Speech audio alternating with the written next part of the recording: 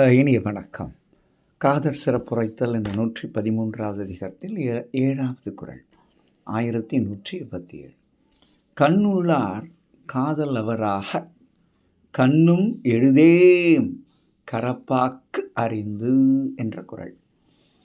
காதலி என்ன சொல்றா? அதை சொன்னார்ல, என் கண்ணுள்ளின் போகார்னு சென்ற குறள்ல சொன்னா. இப்போ இந்த குறள்ல என் காதலன் உள்ள வந்து குடி புகுந்துட்டான். கண்ணுள்ளே குடி புகுந்து விட்டான். கண்ணுள்ளின் போகார்னா என்ன? அவ்வளோதான், உள்ள வந்தாச்சு. இட் டுவெல்ஸ், உள்ள வந்துட்டான். கண்ணுள்ளின் போகார் அப்படின்னு முதல்ல சொல்லிட்டான். அப்போ இங்கே கண்ணுள்ளார் காதல் அவராக, என் கண்குள்ள இருக்கிறது யாரு? என்னோட அன்புக்குரியவர், நேசத்துக்குரியவர், உண்மைக்குரியவர், என்னுள் ஒன்றானவர், உயிரும் உடலுமானவர்.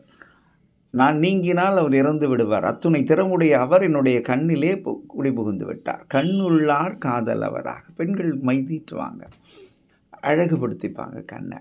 அது ஒவ்வொரு பெண்ணும் செய்யக்கூடிய ஒரு அற்புதம் இல்லையா? ஆனால் இந்த தலைவி என்ன சொல்கிறா? உள்ளுக்குள்ள அவர் இருக்காரு.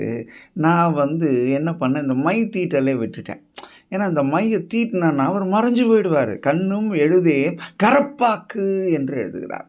கரப்பாக்கு என்றால் மறைந்து விடுதல், மறைதல்.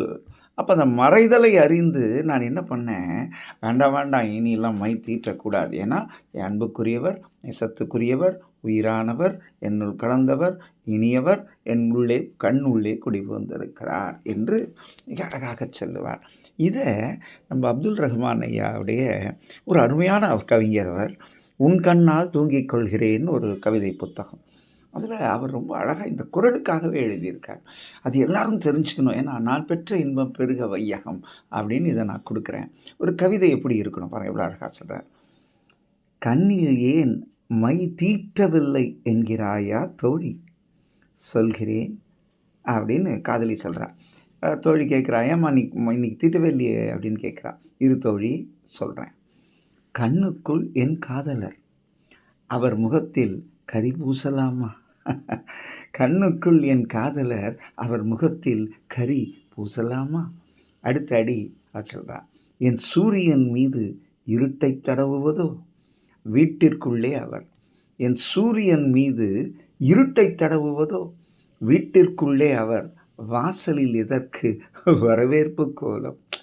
வீட்டுக்குள்ளே அவர், வாசலில் எதற்கு வரவேற்பு கோலம்? அவரையே தீட்டி அழகு பெற்ற கண்ணுக்கு மை அலங்காரம் வேண்டுமா? இந்த அடிவாங்க.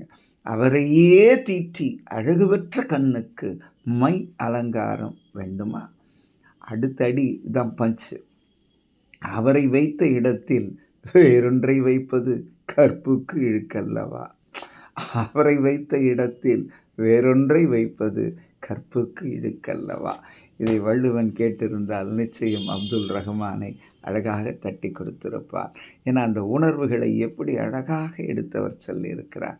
கண்ணுக்குள் காதலர், கண்ணுக்குள் காதலவராக கண்ணும் எழுதேன் கரவாக்கு அறிந்து என்ற இந்த இனிய கவிதைமயமான இந்த குறட்பா எண்ணி எண்ணி வியக்கத்தக்கது.